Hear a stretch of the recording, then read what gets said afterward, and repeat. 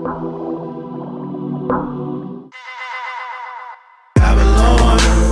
man, I've been so torn thinking about this world lately. Babylon, truth is so deluded and it drives me crazy. Babylon, this lost world is so hopeless. Babylon, Jesus Christ, that's where hope is. Babylon, no matter what they say, it's still so lost. By faith, Abraham, when he was called to go out into a place which he should, after receive for an inheritance, obeyed. And he went out, not knowing whither he went. By faith, he sojourned in the land of promise, as in a strange country, dwelling in tabernacles with Isaac and Jacob, the heirs with him of the same promise. For he looked for a city which hath foundations, whose builder and maker is God.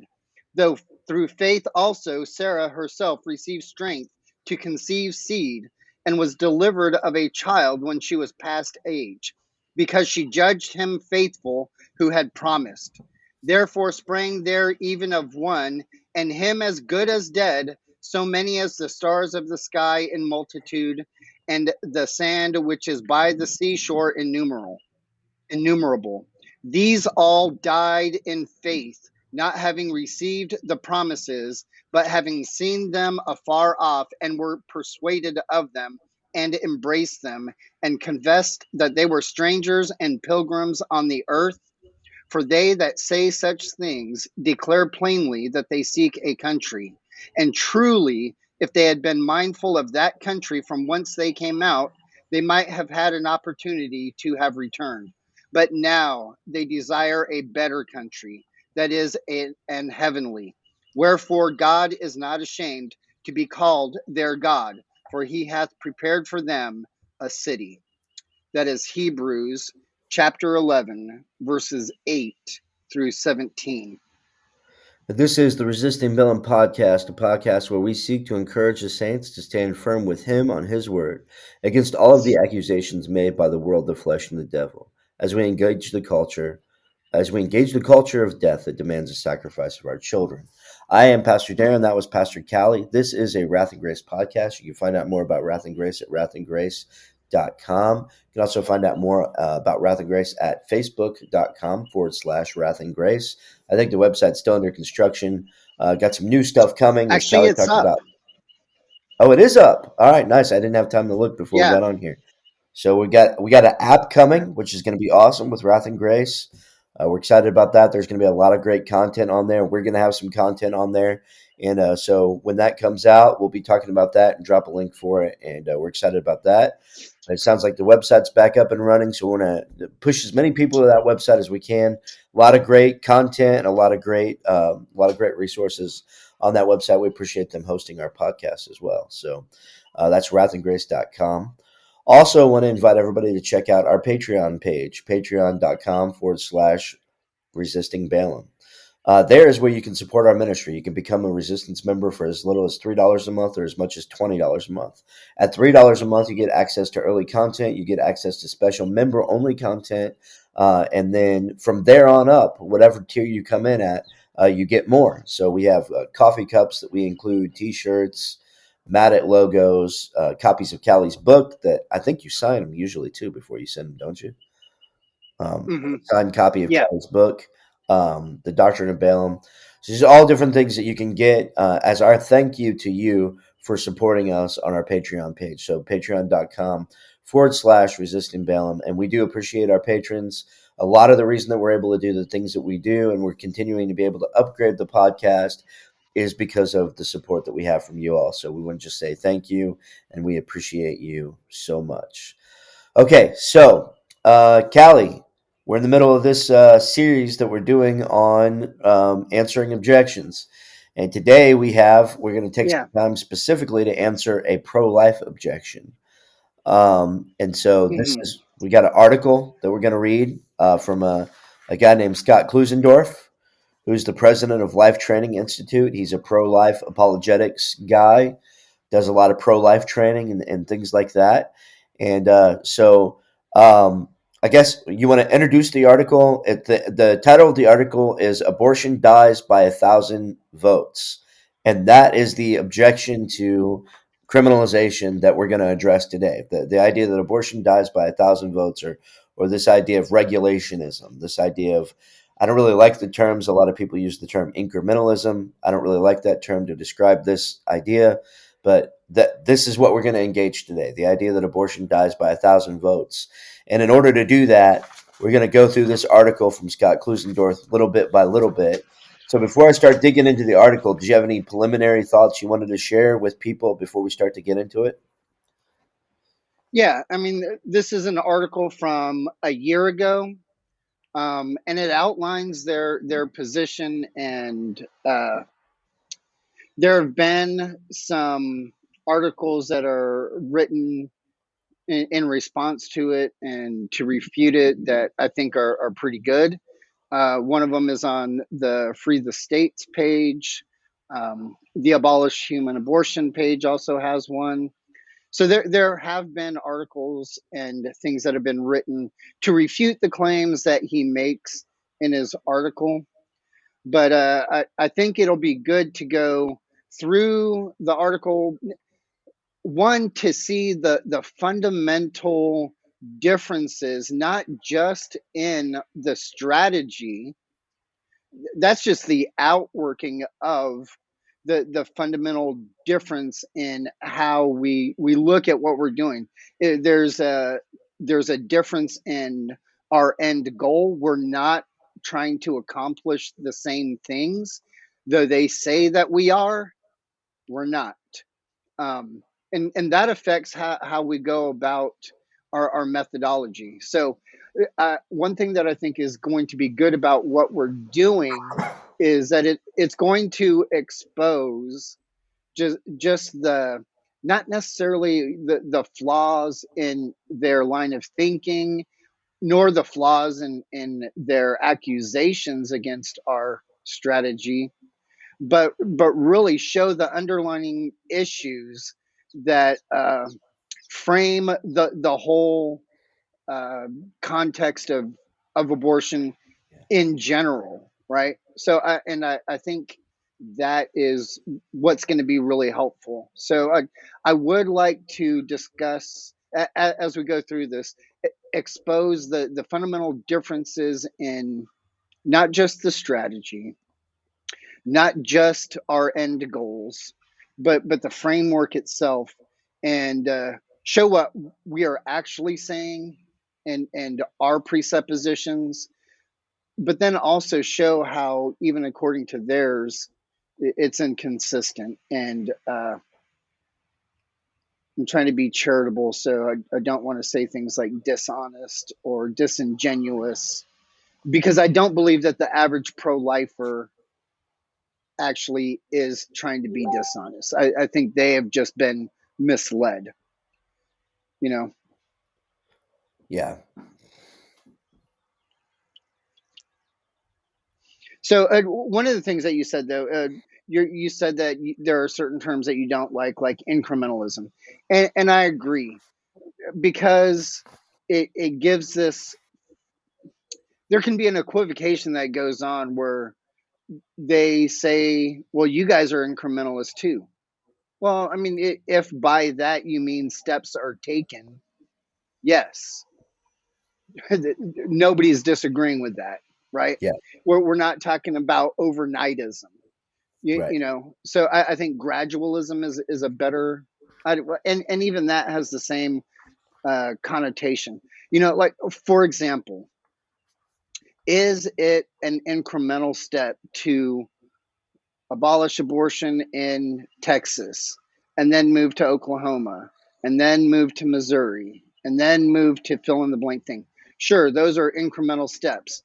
But what we are, where the difference is we're saying that the authority within the state of Texas has the duty to apply equal justice to its sphere of authority. Texas does not have authority over Oklahoma, Yeah. right? So I think that using the word incrementalism That's their word, so we're kind of forced to use it. But it can be problematic, especially when they throw it back at you after they've changed the definition of what we're talking about. Okay, so yeah, I mean, I agree as far as incrementalism goes, and some of the different terms that you discussed there. I do. I mean, I think the idea that Scott Klusendorf is getting at on this is the idea that we are going to end abortion. The general premise is we're going to end abortion by regulating it. We're gonna, and that's the idea of abortion dies by 1,000 votes. And so, what we're going to do here is we're going to go through this article little bit by little bit, and we are going to oppose this idea that abortion dies by 1,000 votes and what he means when he says that, and demonstrate why this objection to criminalization and equal justice is not a reasonable or sufficient objection. So he starts the article with a story, and it's sort of it is Right. a very it's like an emotional appeal. It's a very emotionally catching story. And so I want to start by reading the story, and then we'll take some time to talk about how this story relates to abortion, and then we'll move on. So the story says this. Okay. He says, Ahmad is a parliamentarian in a Middle Eastern nation where girls 17 and under are the exclusive property of their fathers. Many of these girls are sold into sex slavery by age 7. Typically, the girl's fathers sign a lucrative 10-year contract with an adult male who in turn possesses the girl as his sex slave until she turns 18. At that time, he returns the girl to her family and pays for a special surgical procedure that restores the appearance of physical virginity, thus allowing her father to resell her to another man in marriage. Ahmad is sickened by this barbaric state of affairs and is committed to protecting all girls from sex slavery, but does not have the votes to do it. Nevertheless, he fights on. Last year, he convinced a slim majority of the parliamentarian members to ban 10-year slavery contracts. While sex slavery remained legal, it was tougher to sell young girls and the practice dipped 18%. 5 months later, he secured a medical exemption forbidding the sale of girls suffering from chronic illness. This year, Ahmad has just enough votes to do more, much more. He knows that the new prime minister, under pressure from Western nations, will support a bill protecting nationals from sex slavery, thus saving 97% of the young girls from the barbaric practice. Given the current reality that no girls, nationals or non-nationals, are protected, Ahmad is delighted at the government's compromise. But there is no time to lose. Next month, 20,000 young girls will be up for public auction in the nation's capital. If Mann's bill passes before then, 19,400 of them will walk away. And then he has a new title, All or Nothing. Only they didn't. Yep. On the eve of the vote, two fellow voters who shared Ahmad's anti slavery conviction pulled their support of the bill on grounds that it allows exception and did not immediately abolish all sex slavery. They said they could not, in good faith, decide which girls are enslaved and which are not. Unlike Ahmad, they were not going to compromise their principles by regulating sex slavery. They would vote for Ahmad's bill only if it abolished the practice totally and immediately. Notice the verbiage that's being used here, very intentional verbiage.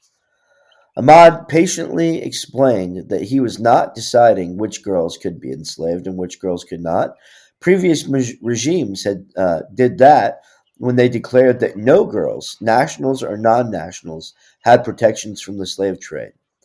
Like his two colleagues, he was committed to total abolition. He was simply limiting the evil insofar as possible, given current political realities. He confronted his colleagues with the math. They did not have the votes to ban slavery outright, not even close. But they could save 97% right now. He asked them point blank whether freedom for the non-nationals was closer with 97% of the practice forbidden or when slavery was allowed 100. or when slavery was allowed 100%. He reminded them that the current legal environment did not require anyone to exercise a right to own girls as slaves. So, by voting for his proposed bill, they would not be making the current situation worse. They would be making it better. As for compromising, the government was doing that by moving from the total permissibility of sex slave to almost no sex slavery. In short, they didn't have to choose between immediate abolition and incremental improvement. Provided these men remained committed to saving all girls, something they might very well achieve in the next election cycle, they could pursue both strategies at the same time. So why not save the 97% now before the auction? A month later, 20,000 young girls had new homes and new masters. And this is the way that he opens the article. And obviously, this Mhm. story that he shares is sort of a parable in which in his way of thinking, he is taking abortion out and replacing it with sex slavery and saying, here, here's an example outside of abortion where we see that criminalization falls apart and why incrementalism is necessary. So, Callie, what Yeah. say you? Yeah, I mean, and that's exactly what he begins to do in the next paragraph is to go, okay, now let's take this and look at abortion. Now, there's a couple of things that we see in here. He's trying to make this appeal as if, coming now to abortion, as if the goal is to save babies from murder, or in this case, the goal is to save girls from being sold into slavery. And again, that's not really our goal. Is it a byproduct of what we do? Yes. Our our our goal is actually applying law equally to all people in all places and all time within our the boundaries of authority that we have. That's one. But he's a like you said, he's appealing to emotion in this story, saying that 97% would stop, right? And by saying that, the picture he is trying to put in your head is that in like manner, these incremental laws in, like, say, Texas would be saving near as many, right? That's the picture you're supposed to see. And then he talks about the heartbeat bill and this and that. So let's look at the heartbeat bill and from his perspective, right? From using their foundational arguments and stuff, let's shut them out to the full and see how accurately close this actually is. Would 97% or some number similar to that be stopped by a heartbeat bill, like say in Texas? All right. So the numbers for recorded unjust killings through abortion for 2020 just got published in Texas. Okay. And there is a current heartbeat bill in the legislature right now. And this is some of the arguments that they're making, that they would save the lives of children with a detectable heartbeat, right? So let's pretend that the law actually is passed, that it actually goes into force, that it's not shut down, that it goes into practice, and let's also pretend that the abortionist abides by the law, and uh, when there's a detectable heartbeat, they don't do the abortion and kill the child. Let's pretend all of those things happen. In Texas, that law would affect less than 1.5% of all of the killings. So it's not that 97% would be saved. It would possibly affect 1 point, just under 1.5%. This this law that he wants to make an emotional appeal for, that it's doing all of this great movement towards the stopping of the unjust killing of humans, affects it has zero impact on 98.5%.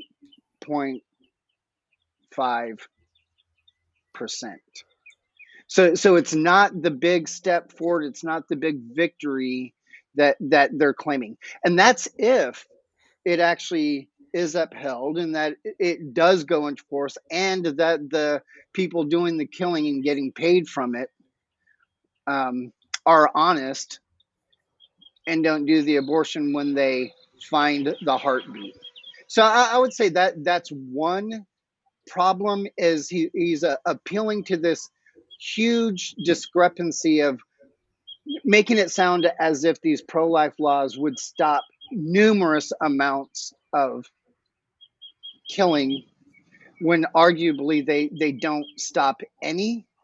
And even assuming that all of the conditions are correct, it stops about 1.5% in Texas, right? So I think that's where some of the dishonesty comes into play, appealing to these emotional things.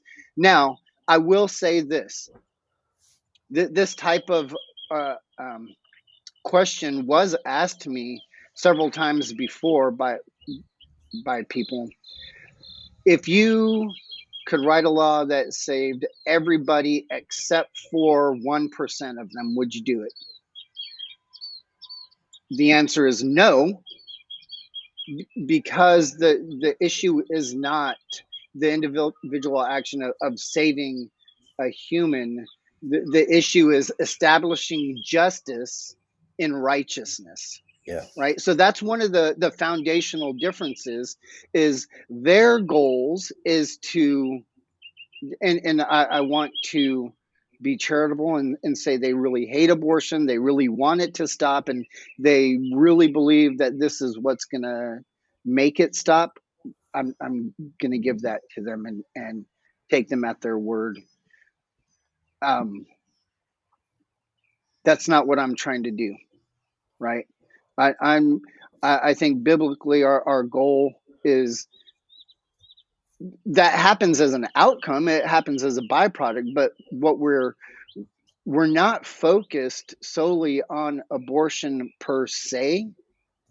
What we're doing is establishing equal justice, and seeking for justice through righteousness. So when it comes to abortion, right, it's about homicide, right? So what we're actually doing is pushing for the laws to be equally applied to all forms of homicide, to all active um, participants, right?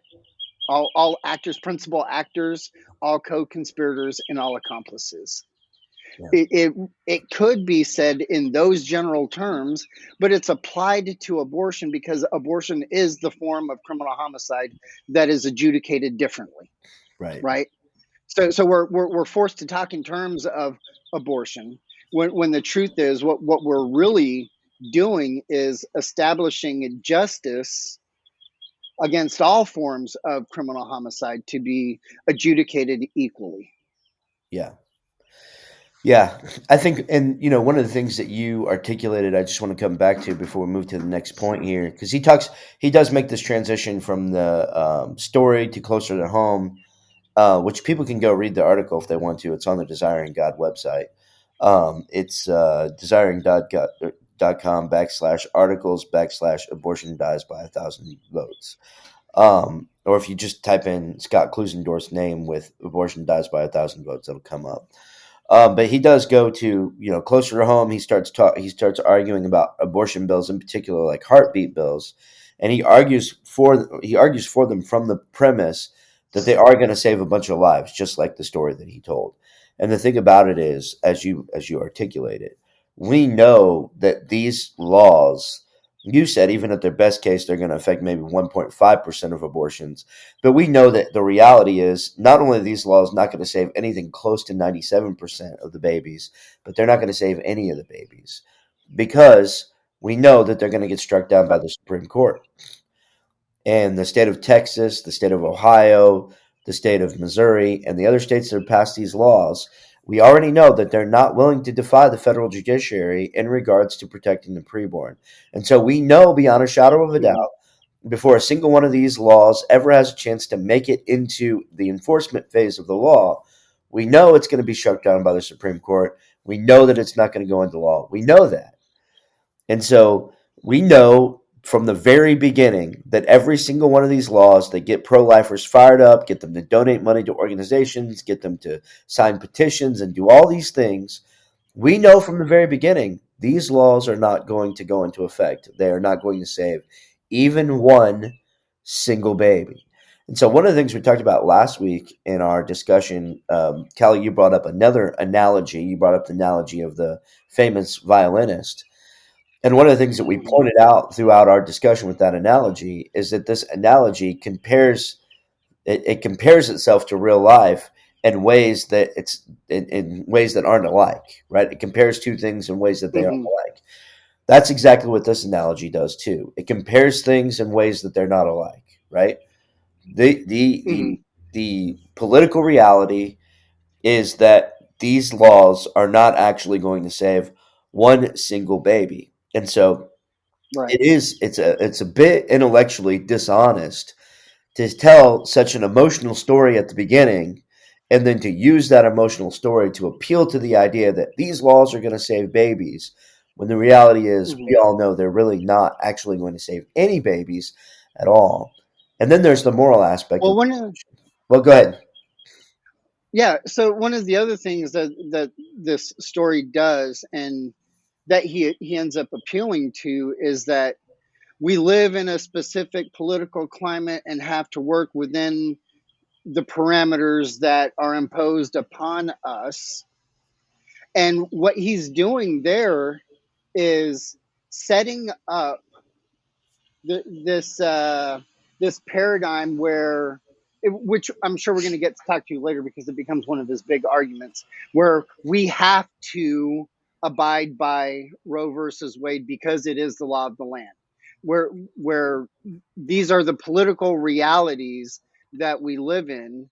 So he's in doing this story the way he does, he's setting up for the argument that uh, we live in a political climate, whether we like it or not, whether it's just or not, that we just have to abide by. And that points out one of the fundamental differences between what he thinks and what we think. He Yeah. might say that Roe versus Wade is unconstitutional, yet he will still act as if it is the law, right? So when he appeals to um, like when you're talking about these all of these heartbeat bills and the Arkansas law, they're going to be struck down by the courts, and they know that. And in most of these bills, it says, or even trigger bills, right? Yeah. They say that we will abide by the court's decision, and that is fundamentally what builds how they write their laws, how they view what they're trying to do, and they're willing to be constrained by made up fiction, Yeah. and it's a losing game. I Right. mean, you've already given up the idea of winning by saying, okay, your rules are actually correct. We have to abide by this made up thing that you've said, right? Yeah. Yeah. Okay, so I think we hit the introductory story pretty good here. I want to. There's a specific part of the article I want to come back to, and then we're going to dig in. We're going to dig into his arguments, which is basically the second half of the article, and answer those back. But before we do that, we need to take a quick break. We need to run to the street and do our street ministry segment. And then once we get done with that, we'll jump back in here and we'll get back to work on this article. So let's do that really quick. Okay. So I spend a lot of my time, free time at the Capitol engaging legislators. I went and saw Senator Joseph Silk speak in December, and it really inspired me to come up here and engage them, and then also like engage in my community. I felt like those are two very easy things I could do, and really the root of it was in Christ's last words, the Great Commission, and just to go and share the gospel. And I feel like the Capitol is our mission field. There's a lot of people here that don't have Christ, and I'm very hopeful that sharing the love of Christ and trying to save babies is what I feel He has called me to do.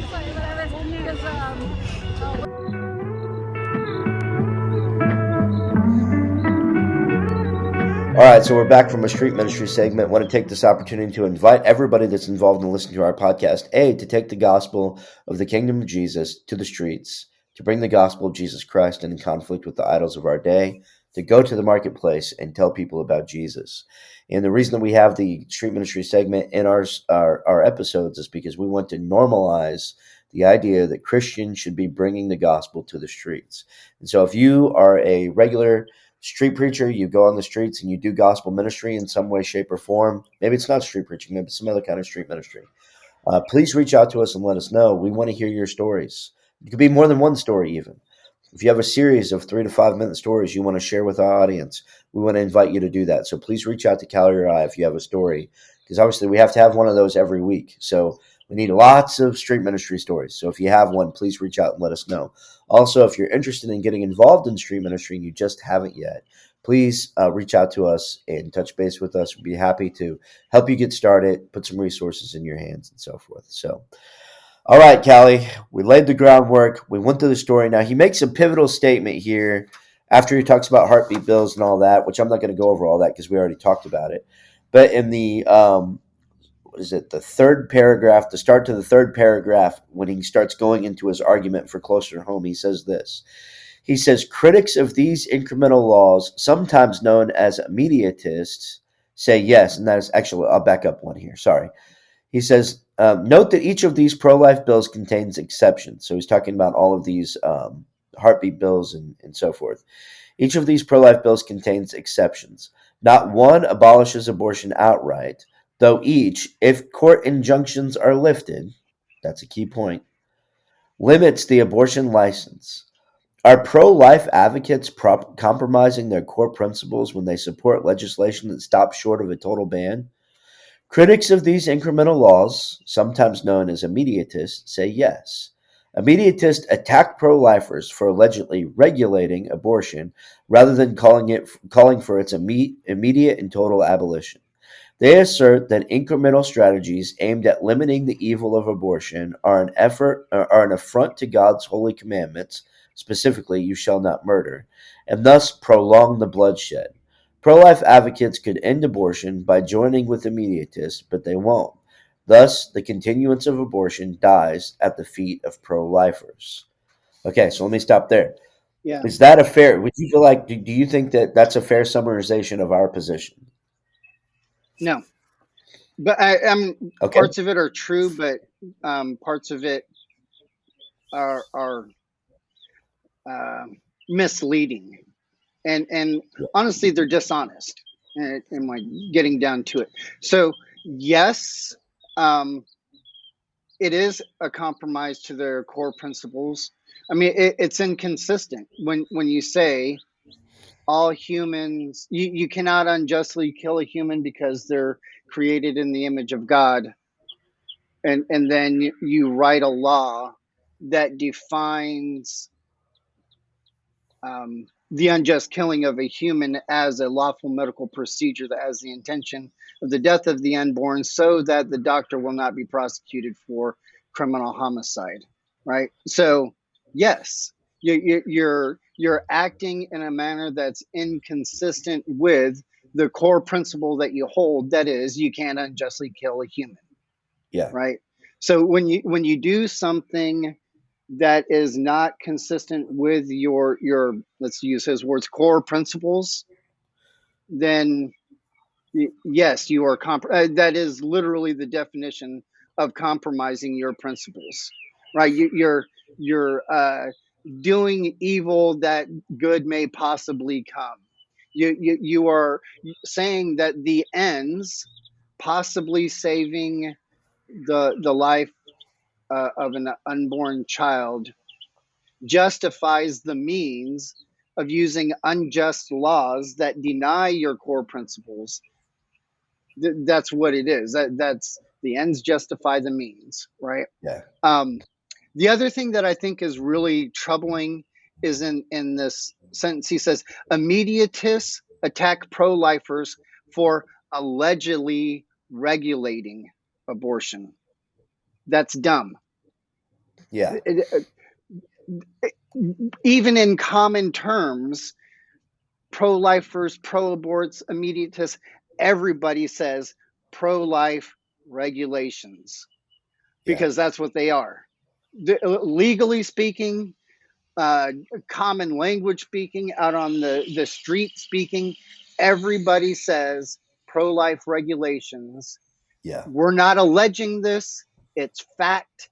Just a It's a matter of fact. common fact that everybody knows that, yes, you are regulating abortion. And when we say the word regulate, that word has a specific meaning, specifically when it comes to law. It deals with the directing, disposing, and governing how an action is done, Yeah. right? So I am arguing that pro-life laws sanction, they give government official permission and approval to do an action. Pro-life laws permit women to unjustly kill their children for any reason that they want to, anytime up until birth. It will not be considered criminal homicide. It is government sanctioned unjust killing for women. Yeah. Now, for doctors, it's a little bit different. Now, doctors is where we start regulating, directing, governing how a doctor can do this homicidal act without it being considered criminal homicide for which he will be prosecuted.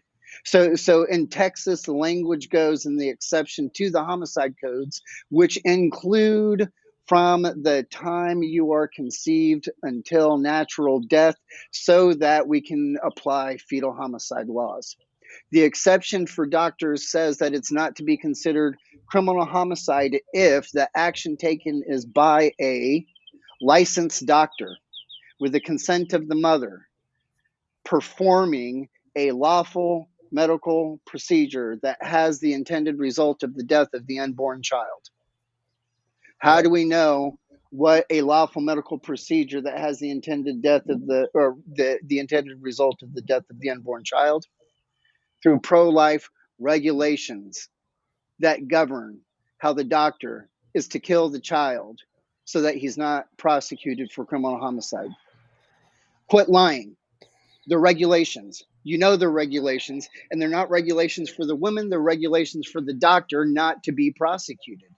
Yeah. You know, so this play on words that he's trying to do to make himself look better is a straight lie. Yeah. The government regulates how children are killed so that doctors don't receive punishment for killing these children.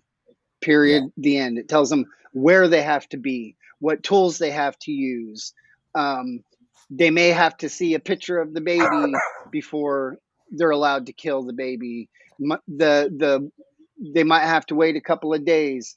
And again, all of these things might be stuff that the woman has to do so that the doctor is not prosecuted for criminal homicide, right? The woman can do it however she wants, whenever she wants, until the baby is born, Yeah. right? That is the pro-life movement, pro-life laws regulating, governing, directing how this unjust killing is to happen, so that the doctor is not prosecuted, because they accept the fantasy land that you can kill children, that the state has already given permission to kill children, so we have to live under this lie of the Supreme Court. Yeah. Yeah, and that's exactly it. So, like, the whole idea, the whole language of allegedly regulating abortion, like, that's a big, the thing that we're accusing them of, so to speak. He says just attack pro-lifers for allegedly regulating abortion. Like, the thing that we're accusing them of is the thing that they're actually doing, regulating abortion. There's no Right, alleged at all, right, and I thought you laid out right. a really good case for that. All right. So, is there anything else you wanted to address in his summarization of our side of it, of our argument? Yeah, he says that the reason that he says that if pro-lifers jumped on to the immediatist side, uh, we could end abortion, and so by not doing that, we're prolonging the unjust killing. There's a little bit of truth to that, but that's not really the full argument. I do agree with his accusation that we say that the continuance of abortion lies at the feet of the pro-lifers, and it does, because it's pro-life legislation that is sanctioning the killing, right? It is pro-life legislation that is codifying this unconstitutional ruling. It is these laws that pro-lifers, and I'm again not talking about the average pro-life person, the pro-life Christian. I'm talking about the legislators and the organization heads like Scott Klusendorf. They are the ones that are, the laws that they are putting together, writing, supporting, and passing, are putting into law this fictional idea that you can kill children Yeah. without prosecution, right? So what these laws are doing are affirming this legal fiction of Roe versus Wade, and it's teaching, these laws are teaching society, A, that Roe versus Wade is constitutional, B, that you can kill your children, and that what it means to be pro-life is to want abortion to be legislated, regulated, because there are occasions where it's needed. That's what these laws are teaching society, which is causing people to continue to think that killing your children is okay. And I know that these guys say that abortion is not okay, and I believe them when they say this. I believe that they think that it's heinous, unjust killing. But what they're doing is, through these laws, is showing that it is okay, that it is acceptable, that it is giving approval to these types of unjust killings. Yeah. No, I agree with that summarization. I think that's a good. I think that's a good place to conclude that too. I mean, the thing boils down to, how can you not be morally culpable for the things that you wrote into the legislation that you proposed and then endorsed and celebrated and raised money on and so forth? How can you not be morally culpable for that? So when the heartbeat bill, for example, says that you can kill a baby as long as you can't find a heartbeat, how can you not be morally culpable for that when you helped draft that legislation and your organization got behind it and supported it? And these are the things that I think these folks aren't really thinking about, or maybe they are thinking about them and they just don't care. I'm not sure. I don't want to ascribe motive to them. But these are the things that I think are being left unconsidered. And so he says the immediate argument, however, is fundamentally flawed. And from here, for about the next page and a half, he goes through his argument against immediatism. And so the first thing he says, and I want to spend a little bit of time on this paragraph because this is something I spend a lot of time on. He says first, it assumes that Right. pro-lifers have the power to immediately end abortion, but simply won't. This is simply not true. Pro-life advocates do not have the power to say which children live and which ones die. The federal courts did that when they ruled that no unborn children have the right to life. Given this legal environment, pro-lifers for immediatist in principle are effective pro-lifers are immediatist in principle and incrementalist in practice. Okay, so let me stop there and let's talk about that.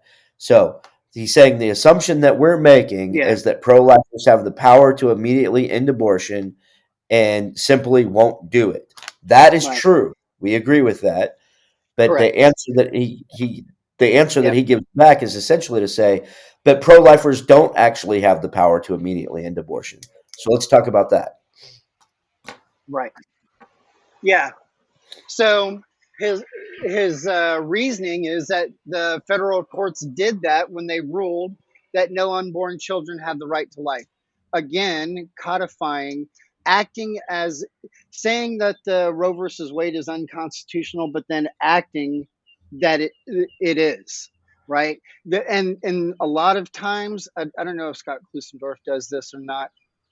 Sounds like he would, but we'll say that our bills of equal justice are actually unconstitutional. That Roe versus Wade is constitutional because the federal courts have ruled. And in fact, in his another article that he says the courts on high, and I think that's problematic, right? So there's this fundamental difference on how we view, and this is going to go into the doctrine of the lesser magistrate, and how we view um, our system of government, right? He says that our hands are tied. We have no power because the courts have said you can kill babies, and we're saying the courts don't make law. The Constitution is about the right to life. The court is being unconstitutional, so defy the tyrant, Yeah. right? My That's thought on that. fundamentally the difference, right? Yeah. And something, one thing I challenge people to think about when I'm having this discussion with them often, in particular pro-lifers, if the federal judiciary, the Supreme Court, which is the highest level of the federal judiciary, has so much power that it can require that people have the right to slaughter children. And we're not allowed to oppose that. There's no way, shape, or form for us to oppose the federal government saying that it's okay to kill people. And what you have is you don't have a government, you have a God, right? You have some there's some authority by which you've determined that if this authority says it's okay to kill people, then I'm going to have to fall in line with that. I'm going to have to go ahead and do it because what they said, that's law, that's final authority, and there's no way to oppose it or to push against it in any way, shape, or form. That's a God. That's not a government. Mm-hmm. Governments Right, can be opposed. right. And one of the biggest problems I think that exist in our society now, and it's clear in what Klusendorf is writing here, is that there is a stunning ignorance of the history of Western civilization and how our form of government came to be and the period and principles that Mm-hmm. informed our form of government. And so those would be some things that I would point out. Right. Um, go ahead. He's a judicial supremacist. He's a judicial supremacist. That's really what he's saying right there. Is that the oligarchy that we have, the Supreme Court, dictates to us what's true and not true, Yeah, right? That the Constitution is no longer the law of the land, but yeah, rather what the Supreme Court says. So we're no longer where the law is king, but the oligarchical court is king. And all you have to do is read the Anti-Federalists. They warned about this. Like Yeah.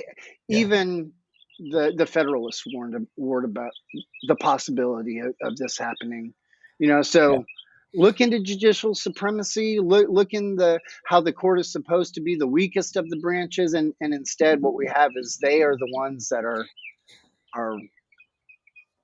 dictating they're dictating through laws that they're not allowed to write. Yeah. Yeah, and we did. I would encourage people to check out the episode that we did on this. We did a whole episode on judicial review and stare decisis, and I think I want to point people to that episode Mhm. on that particular topic. But I would just close out this part of the discussion by simply saying this: if you can't tell the Supreme Court no in regards to killing people, then what can you tell the Supreme Court no about? What would you be willing Right. to defy? Guns, marijuana, Yeah, immigration.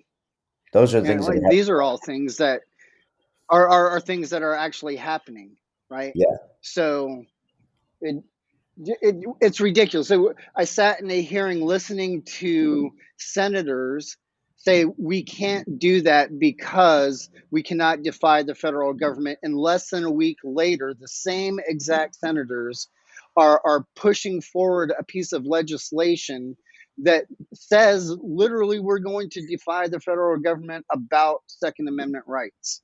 yep, Now, I think we ought to do that, but that's because I think that states are sovereign.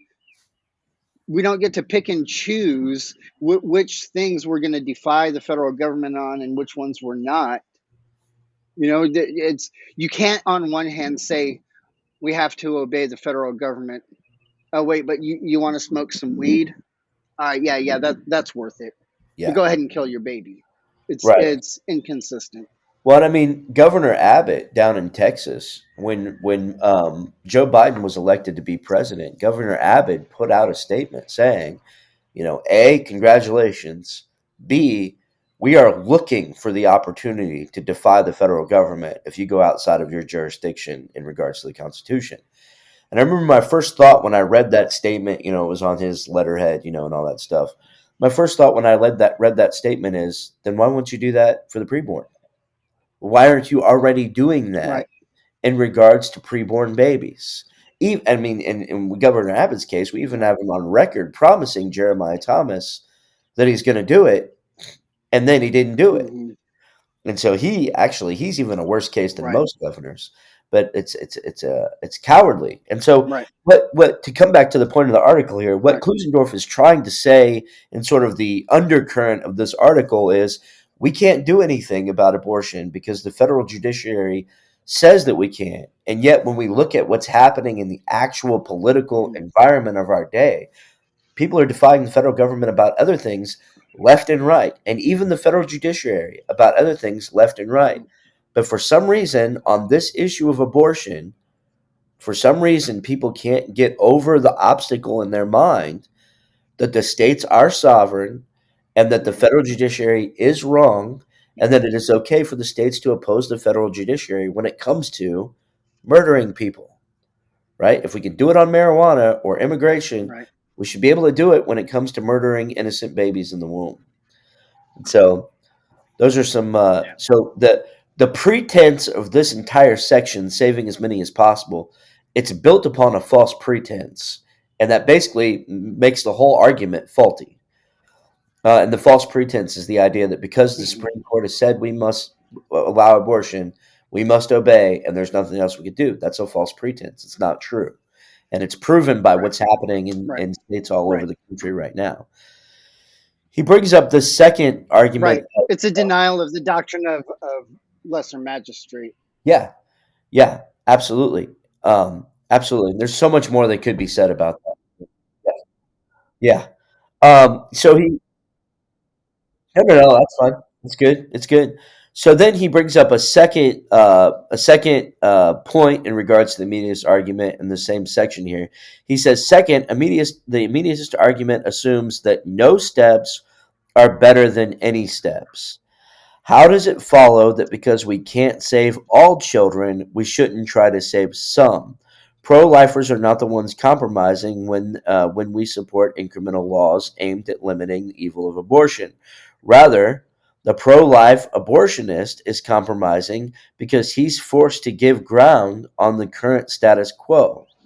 Or, I'm sorry, the pro-abortionist is compromising because he's forced to give ground on the status quo, namely that any child can be killed at any point in pregnancy for any reason. The pro-lifers chip away at that status quo. They are when pro-lifers chip away at that status quo, they are improving the moral landscape. What say you? Okay. Well, it's a lie. Yeah. Um, it's here's what he's doing. He's conflating two different things, right? He's conflating the individual action of people with the justness of a law, right?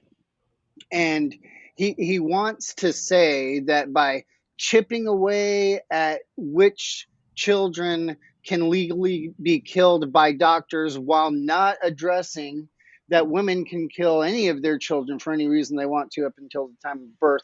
We're changing the moral landscape. We're using this Hegelian dialectic against the pro-aborts that they use against us, and it's just not true. I mean that's it's a horrible pagan philosophy, Yeah. first off, and it just simply isn't true. He's saying we're changing the moral landscape of people. Okay, Barna just did a recent poll, and both sides are quoting this poll for their team, the pro-aborts and Yeah. the pro-life people. And the poll says something like 75% around that want abortion regulated. But depending on which side you're talking to, they'll phrase the question differently, right? They'll phrase how it's done differently. 75% of Americans agree with the pro-life position that we should only have abortion for rape, incest, the health of the mother, and regulated to, and this is, it varies the number, but at least 20 weeks Yeah. done in a clinic that's nice and clean and safe, Yeah. right? That's the pro-life position. That's what you've taught everybody. Right. So when you tell somebody about justice, that's not what they're for. You've made the moral landscape to be that it's okay to kill children in rape. It's okay to kill children in incest. It's okay to kill children before a heartbeat, even though you personally are going to say, no, killing all of the children are bad. The laws that you are writing, because they approve of them, are changing the moral landscape to where the vast majority of all Americans think that we should kill children if they're conceived in rape Yeah. or incest, right? Or even after a heartbeat. Let's even pretend that the people are actually for that law. They're you're gonna people are morally okay with killing children at 14 weeks. You know what I mean? That's still, you're talking about close to like 99% of all of them. Yeah. So you're the moral landscape that you say you're changing by chipping away is that even pro-lifers, by and large, through these polls, are showing that they want abortion regulated at some point, but still to remain legal, right? Yeah. Yeah. I think I agree with that. One of the other things I would point out in this paragraph, he says, so the argument of mediatist assumes that no steps are better than any steps, that is not a true statement because we're not advocating Mm-mm. for no steps. We said that earlier. Right. But He says, "How does Right. it follow that because we can't save we can't save all children, we shouldn't try to save some?" And my answer back to that would be, why can't we save all children? The pretense of the argument Mhm. is again false. There's no reason why we can't pass a law Right. that establishes full justice for all children. There's no reason why, there's Right. nothing keeping us from doing that. And even here, he's defining our argument through the lens of his position. Our argument is there's no reason why we need to Right. And that's regulate the it. problem. We can just criminalize it. Yeah, and that's a Hmm. big part of the problem with this Right. article. What we're arguing is not that that we can't save some children, so we shouldn't save any. That's not what we're arguing. What we're arguing is we can save all the children, so we're never going to save all the children. There are still going to be back alley abortions and so forth. But we can establish justice for the preborn. We can make all abortion illegal. We can do that. So what we're arguing is if we can make it illegal, if we can establish justice, why would we not establish justice? Why would we settle for anything less than that? And so Right. his statement of our argument here is Right. So willfully flawed. Go ahead. right. And like you said, he's putting it in terms of his foundational outlook that the court is God and all of this, that we don't have the power, and that what they are trying to do is save as many babies as possible. I believe them. That is what they're trying to do. That's not what I'm trying to do. Yeah. I yes, I think it's great when babies are saved. Let me say that I'm not trying to kill babies. I do want babies saved, but what my intention is to apply justice, establish and maintain justice in righteousness, right? Yeah. That's what I want to do. I want to take a just law that applies to all forms of criminal homicide. It applies to all principal actors. It applies to all co-conspirators. It applies to all accomplices. That is justice. That is what I'm seeking, right? Now, wrapped up in that, if you do that, then what happens? Then not only are preborn children saved or protected under the law. I mean, I think that's a better phrasing, right? Not Right. only Yeah. does the law protect preborn children, the law protects all humans, right? Black humans, white humans, female humans, disability having humans. You fill in the blank accidental property, it's irrelevant because the law applies to all of them equally. That's what we're seeking. So any law that is unjust, we're going to call it unjust, Amen. wicked, and evil because that's what it is.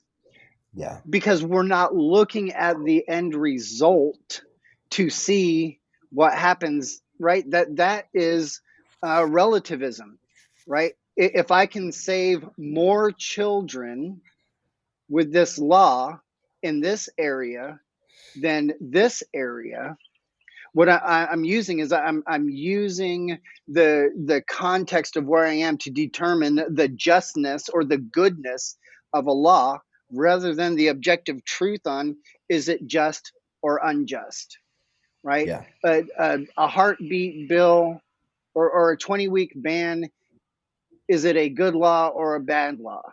They cannot say. Scott Klusendorf would Yeah. have to look at the context in which the law is written. New York, good law. Texas, bad law. Right? So it's relativism, which is also an evil pagan idea.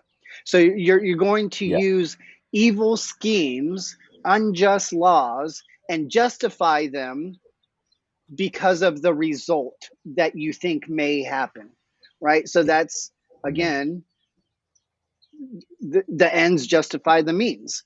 And what we're saying is that there's an objective truth to justice, and that's what we are demanding the Yeah, servant of God to do his duty, which is wield the sword of justice and stop doing it in vain.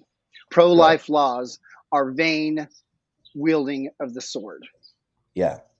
I want to address one other thing here. We're running short on time, and then we'll get to the last part of the article Okay. here. He says, and you addressed this a little bit earlier, but I want to come back and put a fine tip on it. He says, when pro lifers chip away at the status quo, they are improving the moral landscape. I want to say that statement is absolutely false. And here's why: because pro lifers don't chip away at the status quo. When you pass a law that says it's okay to kill a baby as long as you can't find a heartbeat, what you're doing is you're not improving the moral landscape, you're making it worse. Because what you're doing is the law as a teacher. It informs the conscience. What you're doing is you're teaching people that it's okay to kill a baby as long as you can't hear a heartbeat. Now, does that improve the moral landscape or no? Well, no, it doesn't. I mean, especially since Scott Klusendorf is a Christian. This article was published on Desiring God, which is a Christian website. And so, since all of that is the case, right? Our understanding and our commitment to morality is based upon what the Word of God says. And so, according to the Word of God, are we improving the moral landscape when we say it's okay to kill a baby that doesn't have a heartbeat? And the answer to that question is no. And so, the premise that the pro life community improves the moral landscape with these regulations is completely and totally false. And that entire argument is erroneous, and it's built on a worldview that's other than a biblical worldview. So that's my last thought on this section. Do you have anything else you wanted to hit on here And before the next section? no, well, so one thing that he said um, about pro life laws, inconsistency in consequence in applying justice to specifically women that unjustly kill their preborn children. He says that at best that could be looked at as an individual pro lifer's inconsistent application of their ethic. Yeah. And I actually agree with that. And an inconsistent application of your ethic is a euphemism for sin. Yeah. If you are inconsistently applying the word of God as a Christian, that is your ethic. If you are inconsistent in that ethic, that is what God calls sin, any want of conformity to the law of God, to the word of God, right? So when I just wanted to say that Yeah. before we get out. Okay, so there's one last section here I wanted to discuss. Full disclosure, if you go read Okay. the article, there is a section in here that we're skipping on history. And the reason that we're skipping it is because we're both kind of in agreement that that's kind of a red herring and irrelevant to the actual argument. So we're skipping over that part, and then we're going to go to the conclusion here. So, not a compromise, he says. This is the way he closes out the article. This is his final crescendo about why regulating abortion is not a compromise. He says, as Princeton University professor Robert George points out, public opinion and other constraints may limit what can be done to advance a just cause. This is his quote. Politics is the art of the possible. I really want to take some time on this. We don't have a lot of time on it, but I really want to. I think we should take the time. Politics is the art of the possible. The pro-life movement has, in recent years, settled on an incrementalist strategy for protecting nascent human life. So long as incrementalism is not a euphemism for surrender or neglect, it can be entirely honorable, planting premises in a law whose logic demands, in the end, full respect for all members of the human family, can be a valuable thing to do, even where those premises seem modest. Fully just law would protect all innocent human life, yet sometimes this is not, or not yet, possible in the concrete political circumstances of the moment. End quote. Pro-life advocates are not satisfied with the status quo. This is Klusendorf again. They abhor abortion and would stop it immediately if they could. They are not regulationists who decide which babies live and which babies die. They have no such power. Instead, they work to pursue the good and limit the evil insofar as possible given current legal realities. This is not compromise. Okay, what say you? That it is a compromise. Yeah. I mean, in the end, it is a compromise, right? You're saying that everything that we've said before, I don't have the power to do it. Yes, you do. Fundamentally, that's where we disagree on those. Now, um, I think there's some wordplay going on with the regulationists who decide which babies live and which babies die. Okay, I mean there is rhetorical talk that goes about on both ends, and okay, I get it. Um, I don't even believe that pro-life regulations decide which children live and die. Right? The law already says that a woman can kill her child for whatever reason she wants to at any point up until birth. That's Yeah. already their basis of what they're going with. That's already what they are promoting. They're promoting women killing their unborn children without fear of prosecution of criminal homicide. That Yeah. is what the pro-life establishment is promoting.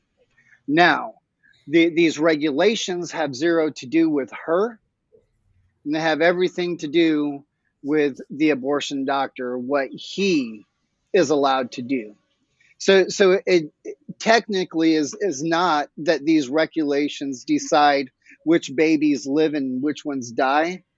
These regulations decide which babies a doctor can kill without fearing prosecution. Yeah. And some people might say that's semantics, but I mean that is what it is. A woman can kill her child whenever she wants to Yeah. without fear of prosecution. These regulations, they govern, they direct which children a doctor is allowed to unjustly kill without it being considered criminal homicide. Yeah. That's what they do. And it is a compromise. It is giving approval to the murder of unborn children. That's Yeah. what these laws do. They sanction the unjust killing. And it's weak and cowardly to say I would love to do something, but massive government won't let me do it. Yeah. And that's weak, it's cowardly, it's dishonest. you Yeah. know I be a Yeah. man. Right. Just Stand up for truth, stand on the word of God, yeah. right? So if I can here just for a minute, because this last paragraph here, this is what I said I want to spend a little bit of time on because this is right in my wheelhouse, and I want to use this Okay. discussion that I'm going to do here as a sort of an advertisement for the member only content that I'm working on for personal tactics and political tactics. Because here, Klusendorf, as he comes to his conclusion in regards to politics. He says a few things that are simply false. And any political activist who has ever accomplished anything in politics can show you the error in the statements that Klusendorf makes here, and I want to just point some of them out. He talks about the Princeton University professor pointing out that public opinion and other constraints may limit what can be done in advance of just causes. A couple things on that. The first is that public opinion does not make public policy. There are many public policies that are extremely unpopular in the realm of public opinion. Now, I'll give you a couple examples. For example, gun bans, right? Banning of AR-15s or what they would call assault weapon style guns. those to pass gun bans is extremely popular in public opinion. It's always far above 50% whenever there's a poll of people that are in favor of banning assault rifles, and yet they haven't been able to get it done. On the other side, certain things are things that we would you know things that we would want to get rid of, but are not popular in terms of public opinion, would be things like, welfare, as an example. There are all kinds of instances that we can point to where public opinion and public policy do not line up because we don't decide our policy in this society by majority opinion. It is not in and of itself a democratic society. We live in a constitutional republic. And so this idea that we just don't, George W. Bush was the one of the first ones to say it when he became president of the United States of America. In his second term, the pro-lifers were on him. They said, "You said you were going to do all these great things for pro-life movement, and you haven't done anything yet." And he said, "Well, that's because you guys haven't changed the hearts and minds of people yet. You got to go out and change the hearts and minds of people if you want to change the law." That's false. You don't change hearts and minds of people in order to change the law. You change the law in order to change the hearts and minds of people because the law is a teacher. The law informs morality. And there are all kinds of examples of this that we could show. Homosexuality, gay marriage would be one that's against our side.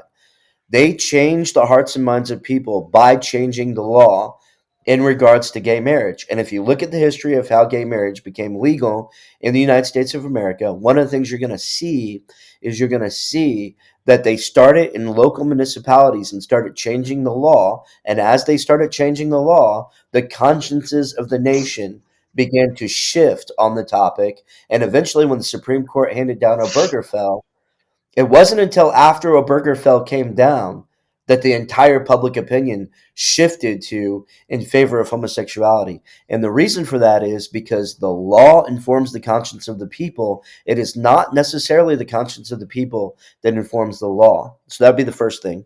I'm just going to give a little lecture here. I hope that's okay. The second thing is when he quotes this Princeton professor, he says, "Politics is the art of the possible."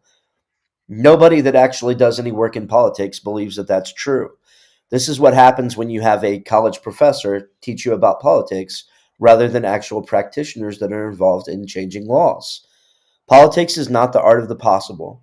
If you read the Federalist and the Anti-Federalist and you study the history of Western civilization, one of the things that you discover is that politics in American culture and politics in Western society is about the adjudication of power. That's what politics is about. It's about determining how much power the individual has and how much power the state has. And there's a natural competition that exists in a federalist government between the various spheres of government. But the most basic natural competition that exists is between the citizen and the government. And the idea with one of the ideas of our governing system is that the citizens are supposed to be competing to maintain liberty against the tyranny that exists within the government, because our founders recognized that government prones toward tyranny. And the anti-federalists recognize that more than anybody. And so politics is not the art of the possible. Politics is the adjudication of power. And what we have happening in America right now is not the idea that banning abortion is impossible, which is what he's trying to say with this quote. It's not that it's impossible because it's not popular. The reason that it's impossible is because the politicians don't have the courage to do the right thing and take the step that needs to be taken in order to tip the dominoes to begin changing the direction of public opinion. Because when you change public policy, it redirects public opinion. And so when he says pro-life advocates are not satisfied with the status quo, my answer back to that is, well, you sure aren't doing anything to change it.